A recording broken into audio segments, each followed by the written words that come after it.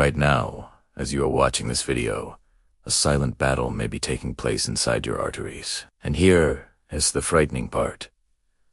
Most seniors have been watching the wrong blood pressure number their entire lives. For decades, we were told to worry about the bottom number, the diastolic pressure, but modern medical research has completely overturned that belief. Large-scale studies involving millions of adults have revealed something shocking.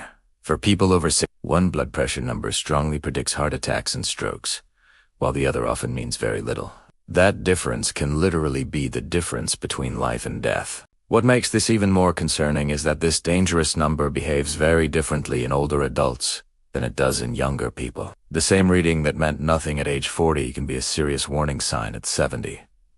Yet most seniors are never told this. They measure their blood pressure at home, see two numbers, and have no idea which one actually matters. And focusing on the wrong number can give a false sense of safety, when serious risk is quietly building. Today, we're going to clear that confusion. By the end of this video, you'll know which blood pressure number truly matters after 60, why it changes with age, and what you can start doing today to protect your heart and brain. Number 5. Why the bottom number matters less with age. Let's start with something that surprises almost everyone, the diastolic number.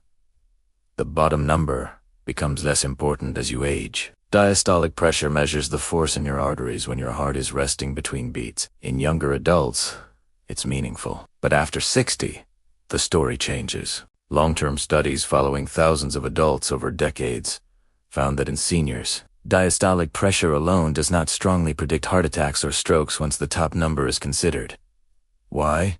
Because arteries changed with age. When you're young, your arteries are flexible, stretching easily with each heartbeat. As the years pass, they stiffen. Elastic tissue is replaced by collagen and calcium deposits. As a result, the heart must push harder, raising the top number, while the bottom number often stays the same, or even drops. This leads to a common condition in seniors called isolated systolic hypertension, where the top number is high, but the bottom number looks normal. For years, this was dismissed as normal aging, but research now proves it significantly increases the risk of stroke, heart failure, and kidney disease. If you reach over 60 and your top number is rising, even if the bottom looks fine, it deserves attention. Number 4, the pulse pressure gap is a third number most people never calculate.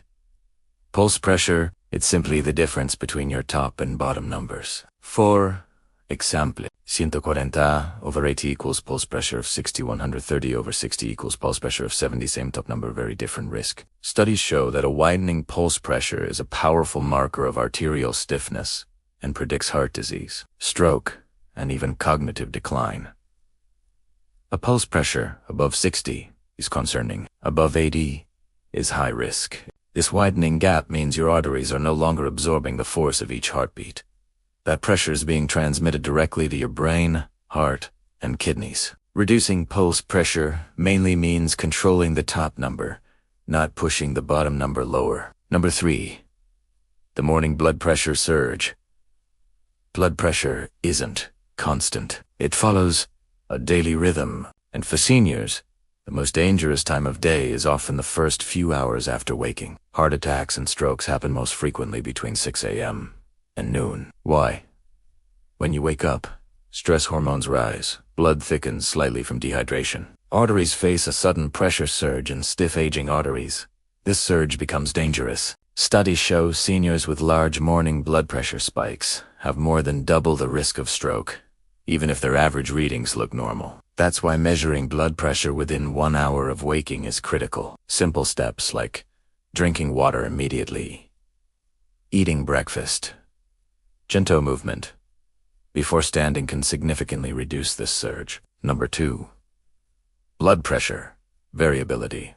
Another overlooked factor is how much your blood pressure fluctuates. Research shows seniors with large swings in blood pressure readings have a much higher stroke risk, even when their average numbers are the same as others. Constant ups and downs strain artery walls, damage vessel linings, and destabilize plaques. Consistency matters. Taking medication at the same time daily, using long-acting medications, and measuring blood pressure under similar conditions can dramatically reduce risk. Number 1, the top number is systolic pressure. Now we come to the most important factor. For seniors, the top number, systolic blood pressure, matters most. Large clinical trials prove that lowering systolic pressure significantly reduces heart attacks, strokes, heart failure, death from all causes in one landmark study.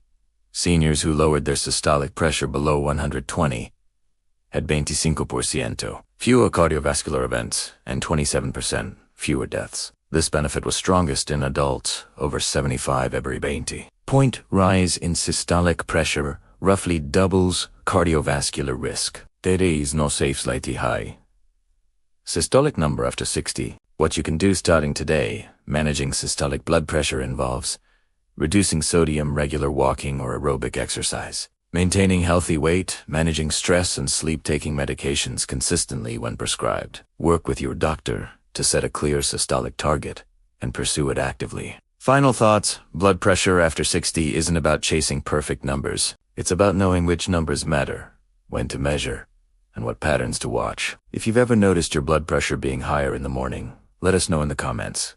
Your experience may help someone else. Thank you for watching, and take care of that top number.